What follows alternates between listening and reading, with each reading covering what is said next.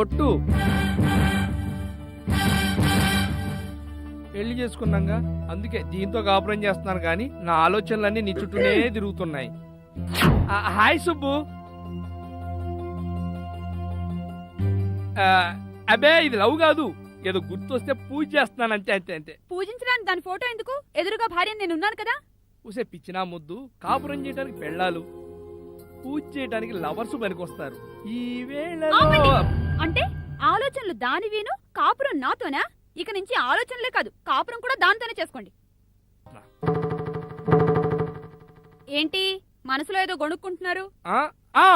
ఇంత అమాయకురాలైన భార్యను పెట్టుకుని ఏంట్రా పిచ్చేశాలని నా అంతరాత్మ నన్ను నిలదీస్తుంటే సరిగ్గా ఏది ఆన్సర్ చెప్తాను అనుకునేసరికి నువ్వు అడ్డొచ్చావు. ఏంటి మీ ఆన్సరు?